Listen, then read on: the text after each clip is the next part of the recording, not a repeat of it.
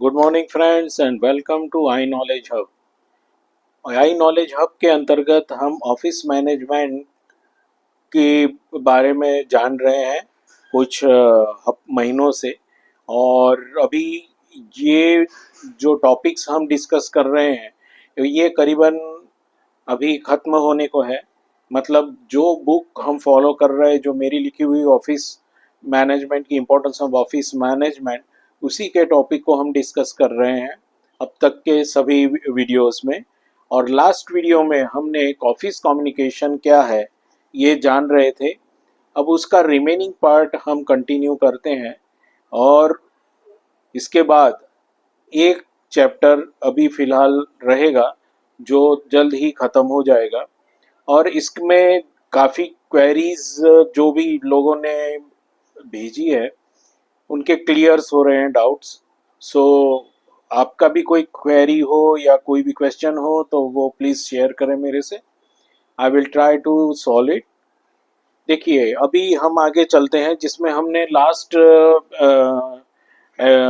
Video में हमने देखा था कि ऑफिस कम्युनिकेशन में हमने importance of internal communication of office देखा था, जिसमें कम्युनिकेशन और कोऑर्डिनेशन देखा था, कम्युनिकेशन एंड कंट्रोल देखा था, communication upgrade downgrade downward sorry upward downward crosswise follow of the information, communication and motivation और प्रोजेक्ट पब्लिक इमेजेस। फिर इस तरह से किस तरह से हमारी इमेजेस क्लियर रहती है जो कम्युनिकेशन से चलती है। सो अभी आगे बढ़ते हैं। तो इफेक्टिव कम्युनिकेशन किसे कहते हैं? Communication is major function of an office and effective performance of an office work necessity of regular exchange of information and messenger along individual exchange executive different department and within the same department। देखिए communication किसे कहते हैं वो बताया गया है। तो कि इफेक्टिव कम्युनिकेशन इंटरनल डिपार्टमेंट भी हो सकता है, एक डिपार्टमेंट का दूसरे डिपार्टमेंट के भी बीच में हो सकता है। मतलब आप एक सिंपली समझिए कि आप घर में रह रहे हैं, आप खुद से भी बात कर रहे हैं, वो भी एक कम्युनिकेशन है। फिर आप अपने घर के मेंबर्स से भी बात कर रहे हैं तो वो भी एक कम्युनिकेशन है। उसके बाद हम पड़ोसी से बात कर रहे हैं तो वो भी एक कम्युनिकेशन है।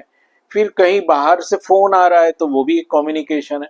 तो कम्युनिकेशन के अलग अलग तरीके हैं, मगर जो भी बातचीत होती है या कोई भी मतलब बातचीत के अलावा अलग अलग कम्युनिकेशन के माध्यम भी है।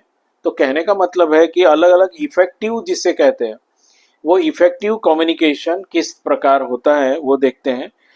The office major sorry the office manager has therefore the responsibility of the maintaining an effective communication service as part of the office organization। ये जिम्मेदारी है ऑफिस मैनेजर की कि इंटरनल कम्युनिकेशन होना चाहिए ताकि ऑर्गेनाइजेशन के जो उद्देश्य हमने नक्की किए, जो ध्येय किए हैं, जो गोल नक्की किए हैं, वो उसे अचीव करने के लिए कम्युनिकेशन इंटरनल और सबके क्लैरिफाई होना चाहिए। जिसने बोलते हैं कि जो सवाल नहीं करता, जो मतलब जो सवाल नहीं खड़े कर सकते वो मतलब डिस्ट्रैक्ट है वो लोग। और जब तक आप सवाल नहीं करोगे, कम्युनिकेट नहीं होगे, तब तक आप कंफ्यूज रहेंगे। बिकॉज क्या होता है कि हम ही सवाल करते हैं और हम ही जवाब देते हैं, ये ऐसा नहीं होता है। क्योंकि कहीं हर सवाल के जवाब हमारे पास नहीं रहते। और जब हम दूसरे के अंडर में काम कर रहे हैं, दूसरे ऑर्गेनाइजेशन के उद्देश्यों को पूरा कर रहे हैं, तो ऑन दैट टाइम हमें ऑर्गेनाइजेशन के मतलब कम्युनिकेट करना बहुत ज़रूरी है। Effective communication take place when a thing is understood in the sense in which it has been communicated। मतलब वो समझने के बाद उस माध्यम से ही उसे कहा जाए तो वो कम्युनिकेशन अच्छा कहना जाता है। देखिए काफ़ी कुछ तरीके हैं, बहुत कुछ अभी ये एक्सप्लेन करने में बहुत कुछ है। जैसे कि कोई स्टैंड अप कॉमेडियन है पर उसका फालतू का हंसना की बात नहीं है, यहाँ हल्के जोक्स पे हंसना जरूरी नहीं है, पर वो पंच लाइन जो बोलता है तो वो पंच लाइन किस माध्यम से बोला है और किस उद्देश्य से बोला है, तो ये भी एक जो सामने वाला समझता है अच्छी तरीके से, जो व्यक्ति समझ जाता है उससे वो इफेक्टिव कम्युनिकेशन कहा जा सकता है कि मैंने क्या बोला। तो बोलना, इशारा करना, एक्ट करना, ये सब भी कम्युनिकेशन के माध्यम है। ठीक है, तो कम्युनिकेशन प्रोसेस, अब कम्युनिकेशन प्रोसेस बहुत सारी है, अलग अलग माध्यम है, पर यहाँ पे एक मैनेजमेंट के बंदे ने कहा है, Louis Allen, according to the Louis Allen, communicate is a 4 way of process. 4 माध्यम है जो कि एक बेसिक है, आस्किंग, टेलिंग, पूछना, कहना, लिसनिंग और अंडरस्टैंडिंग। उसके बाद भी समझना भी जरूरी है ना। तो ये 4 माध्यम है, आस्किंग यानी पूछना, टेलिंग कहना, लिसनिंग सुनना और अंडरस्टैंड फिर उस बात को समझना, ये बहुत जरूरी है। सो इंटरनल कम्युनिकेशन अब देखते हैं कि किसे कहते हैं। तो effective internal communication is fundamental to the extent of any office. Internal communication, also known as intercommunication, is a major function of an office. देखिए इंटरनल ये बहुत भी ज़रूरी है, मैंने आगे भी बोला कि इंटरनल कम्युनिकेशन होना बहुत ज़रूरी है, नहीं तो हम अपने असिस्टेंट को हाँ मुझे मालूम है, अपने को लगेगा कि नहीं ये तो बहुत मतलब इसका माइंड काफ़ी शार्प है, ब्राइट है, और देखे तो वो अपने मन मर्जी से कर रहा है। तो एक तो टाइम वेस्ट होता है काम का, पेपर वेस्ट होगा, दूसरा नुकसान भी हो सकता है, बरोबर। तो ये सब प्रॉब्लम होती है। तो इंटरनल कम्युनिकेशन, और अगर किसी को भी डाउट हो तो वो अपर लेवल पे पूछ लेना ज़रूरी है। मगर ये कहावत है, साहब के आगे और गधे के पीछे कभी नहीं जाना चाहिए। ये कब आपको क्या बोल दे ये पता नहीं रहता, या कब आपको क्या कर दे। So it is better if you are working on working place. हाँ, तो आपका जो अगर वर्क एक मतलब एक साइकिल की तरह है, एक कंटिन्यू वर्क है जो कि आप कई दिनों से कर रहे हो और एक ही जैसा है, तो आप इजीली कर सकते हैं। मगर वहाँ जहाँ पे आपकी डाउट्स है, आपको अगर डाउट है तो वो क्लेरिफाई कर लेना चाहिए एज सुन एज पॉसिबल।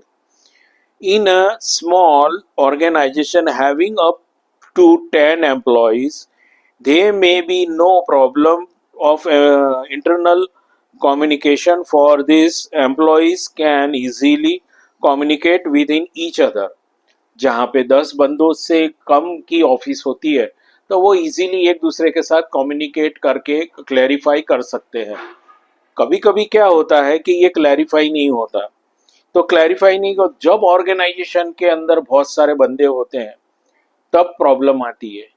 और फिर क्योंकि देखो हमारे साइट के बंदे हैं, फिर जहाँ हमारा प्रोजेक्ट चल रहा है वो साइट के बंदे हैं, इंजीनियर्स हैं, चलो वो बात का अलग हो गई। फिर है मार्केटिंग के बंदे हैं, वो भी मार्केट में हैं, तो वो लोग ऑफिस से कम्युनिकेट करके या कम्युनिकेशन वो करना। तो जहाँ पे बहुत सारे एम्प्लॉयज़ होते हैं, चलो ये तो बाहर की बात है, कभी कभी इतना बड़ा ऑर्गेनाइजेशन होता है कि इतना बड़ा ऑर्गेनाइजेशन होता है कि जहाँ पे एम्प्लॉयज़ मोर देन 20-25 या मोर देन ज़्यादा भी हो सकते हैं, वहाँ पे कम्युनिकेट करना मुश्किल आता है। तब उसके लिए टीम लीडर या अपर लेवल या टीम बनाकर उसे डिवाइड करके उसको मतलब मॉनिटरिंग करना, उससे कम्युनिकेट करना इजी रहता है। But as the organization grow and the number of employees increases, the number of effective communication within organization may be। तो अभी ये देखो कभी कभी क्या है कि ये organisation the number of employees increases, जहाँ बढ़ते जा रहे हैं तो प्रॉब्लम भी बढ़ती जाएगी। तो उसके लिए क्या ऑर्गेनाइजेशन की क्या बेसिक ये है तो उसके 3 प्रकार, मतलब 4 प्रकार है। तो वो 4 प्रकार कैसे है? ये पहला है ओरल, आपने मुंह से बोल दिया। फिर रिटर्न, रिटर्न मैनर्स में दे दिया। फिर मैकेनिकल में मतलब जो मशीन के यूज के थ्रू होता है, मैकेनिकल। फिर फोर्थ है द स्टाफ लोकेशन डिवीजन, मतलब स्टाफ का लोकेशन है वो उस डिवीजन पे, वहां पे किस तरह से किया जाए। अभी ओरल में हम समझते हैं कि क्या है। तो मैंने यहाँ पे खाली पॉइंट आउट किया क्योंकि ये इतना वास्ट सब्जेक्ट है कि इसके लिए काफ़ी कुछ मतलब और भी एपिसोड बन सकते हैं, और भी वीडियोस बन सकते हैं।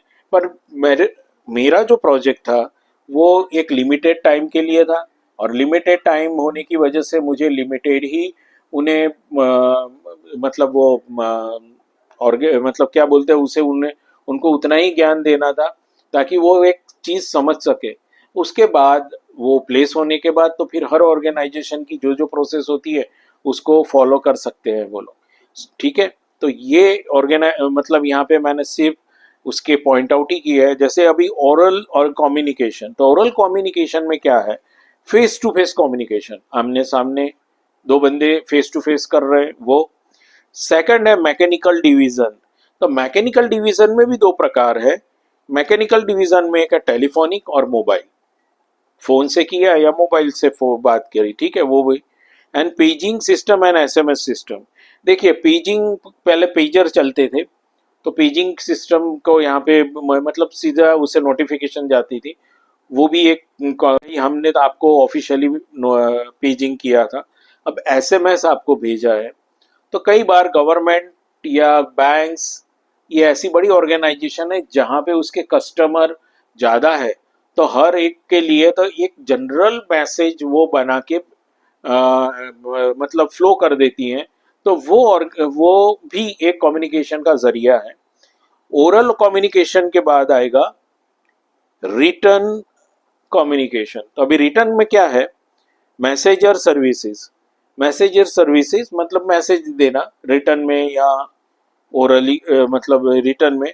और सेकंड है internal office mail services. Internal भी कभी कभी क्या होता है कि कुछ बंदे, मैंने कई ऑफिस में देखा है कि मतलब ये तो एक विडंबना भी है। तो क्या होता है, ऐसा है कि आप जब कॉर्पोरेट लेवल पे काम करते हैं तो always you open your mail. Mail का मतलब है कि we are working in the fast world. So वह मतलब हमारे कस्टमर भी हो सकते हैं, कोई ऐसी इमरजेंसी भी हो सकती है, तो उस चीज़ को तुरंत मेल आया तो तुरंत उसका आंसर देना चाहिए।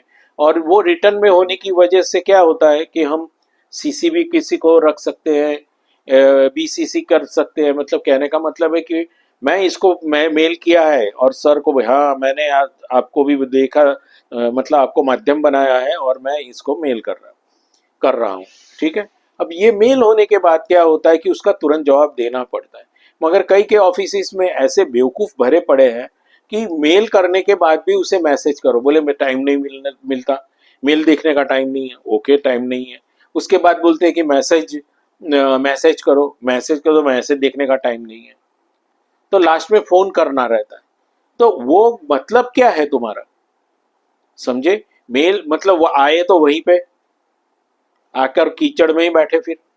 तो कहने का मतलब है अभी एडवांस टेक्नोलॉजी की वजह से कि आप देखिए बहुत सी प्लेटफॉर्म ऐसे हैं जो लोगों को काफ़ी चीज़ें बेचते हैं, ये करते हैं, पर वो कंपटीशन में टिकना क्या होता है कि आप सर्विस कैसे देते हैं, उसके साथ कदम से कदम किस तरह से आप मिलाकर आगे चलते हैं। तो ये आप पे डिपेंड करता है। और अभी कई बार ऐसा होता है ना कि ये सब फॉलो नहीं करते, मतलब वो वही ढर्रे से चल रहे हैं, अपनी ही गति से चल रहे हैं, बरोबर है, और दिखावा कर रहे हैं कि भाई हमारे पास एडवांस सिस्टम है। तो सिस्टम लेने के बाद भी आप अगर उसी फ्लो में काम करोगे तो क्या मतलब है? एक सीधी सी बात है, गांव के तरीके से जीना, सिटी में आकर जीना, तो आपको कोई मतलब नहीं रहता ना। आप उसी तरीके से रहोगे तो सिटी की लाइफ अलग रहती है और गांव की लाइफ अलग रहती है। दोनों के एडवांटेजेस भी है, डिसएडवांटेजेस भी है। तो वो हम अलग तरीके से वहां जाकर रहेंगे तो वो गलत तरीका है। ठीक है। सो ये एक रिटर्न कम्युनिकेशन है। मैकेनिकल कम्युनिकेशन, तो मैकेनिकल कम्युनिकेशन में पहले के ज़माने में होता था टेलेक्स। टेलेक्स होते थे, फिर फैक्स होते थे, फिर टेलीविज़न। ये 3 माध्यम है मैकेनिकल ये है। तो कभी कभी देखिए, अगर किसी राष्ट्र को संबोधना हो, सीएम या पीएम उसको संबोधते हैं, तब टेलीविज़न का माध्यम उसको यूज़ किया जाता है। तो टेलीविज़न का माध्यम यूज़ करने की वजह से पूरी अपना देश और पूरी दुनिया उस माध्यम को देख सकती है। Staff location system, public address system, bell and buzzer system, lighted signal. अभी देखिए बेल और बजर, पब्लिक एड्रेस, तो पब्लिक के लिए एड्रेस करने के लिए क्या होता है कि कहीं कहीं बोर्ड लगा दिए जाते हैं, तो आपको आते जाते आप उस चीज को देख सकते हो। ठीक है। तो आपको पता चले अरे हाँ आज ये है, यहाँ पे आज रास्ता बंद है, या राष्ट्र के लिए कुछ है, या कुछ जनहित में जारी किया गया है, तो ये सब भी ऐसे कर सकते हैं। दूसरा है बेल एंड बजर। अब प्यून या किसी को और को बुलाना हो तो वो हमेशा आवाज नहीं देगा, कोई भी अपर लेवल या बॉस जो भी रहेगा वो बेल या बजर बजाएगा। अब बेल बजाने का बहुत सारे तरीके होते हैं। जैसे बेल सुबह सुबह मंदिर की घंटियां बजती तो हमें घर पे पता चलता है अरे सुबह अभी भगवान मंदिर खुल गए हैं और आरती की शुरुआत हुई है, तो वहाँ बेल बजती है। तो ये भी एक मतलब कम्युनिकेशन का जरिया है। तो कोई अभी उस टाइम पे उठता है या उसको माध्यम रखकर आगे के काम करते हैं। सेकंड है लाइट सिग्नल्स। देखिए लाइटिंग हाउस होते हैं समुद्र के बीच में जहाँ पे लाइट को फ्लो किया जाता है। बरोबर है कि वो बोलते हैं यहाँ चट्टान है, ये लाइट हाउस है, तो आपका जहाज दूर से ले जाए। तो ये भी एक इंडिकेशन है, एक कम्युनिकेशन का जरिया है। ठीक है। तो लाइटिंग सिग्नल्स होते हैं। दूसरा होता है कि आप प्लेन में आते हैं तो प्लेन के रनवे और पे ये लाइटिंग सिस्टम होती है, ताकि आपको जब आपका प्लेन लैंड करता है तब वहाँ पे सिग्नल दिया जाता है कि ये एयरपोर्ट है और यहाँ से यहाँ लैंड करना है। और रनवे पे लाइटिंग लगाई जाती है ताकि आपको वो ट्रैक सीधा इस माध्यम से ही लेके जाना है। सो ये एक लाइटिंग भी जो होती है वो एक कम्युनिकेशन का जरिया है। वायरलेस कॉल सिस्टम, वायरलेस भी सिस्टम है, जैसे कि पुलिस के पास होता है वायरलेस कॉलिंग करना।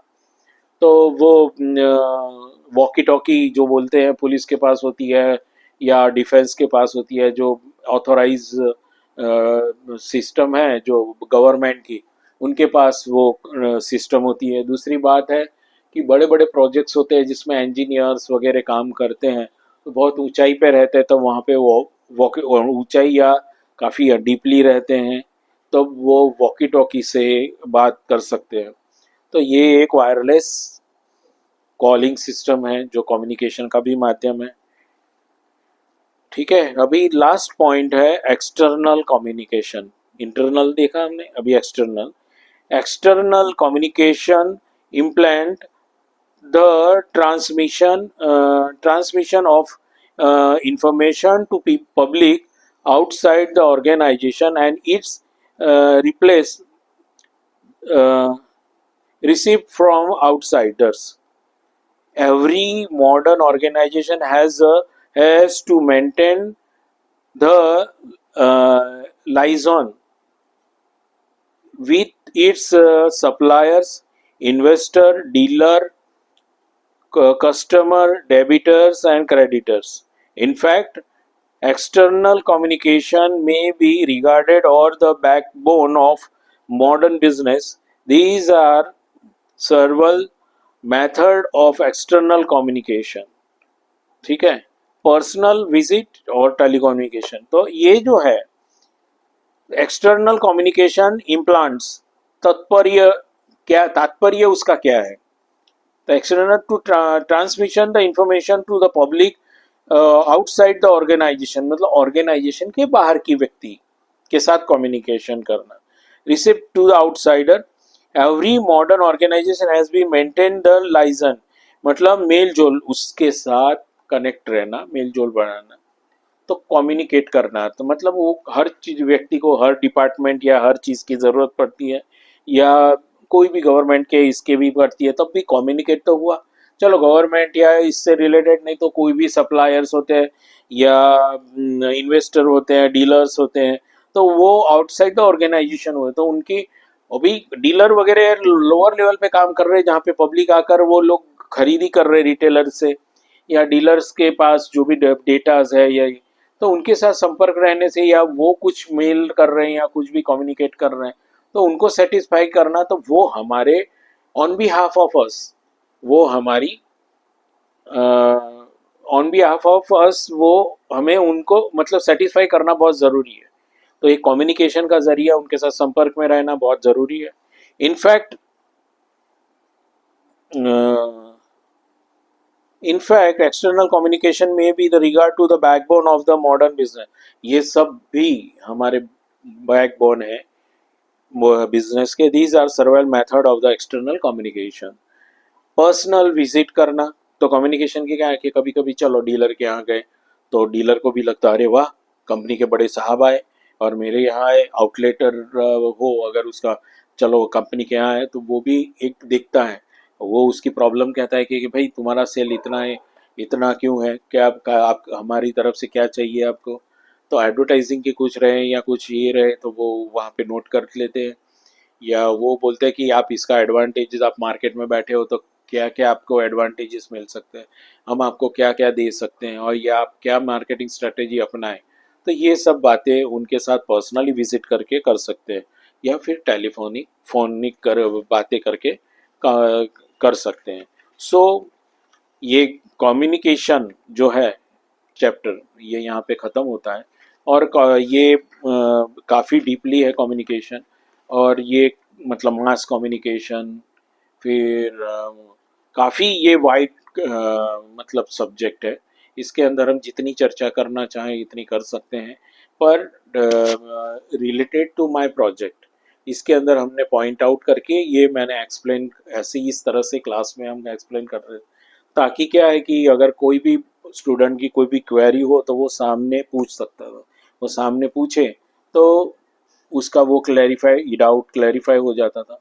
तो ये शॉर्ट टर्म की होने की वजह से ये हमने इसको इसी पॉइंट में इसी तरह से हाइलाइट्स किए गए थे। और अभी अगले वीडियो के अंदर लास्ट टॉपिक जो हमारा है,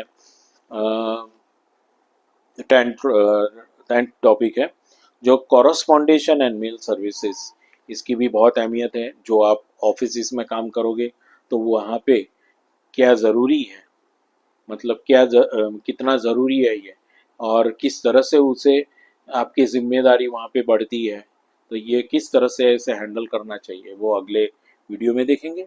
सो तब तक के लिए गुड बाय।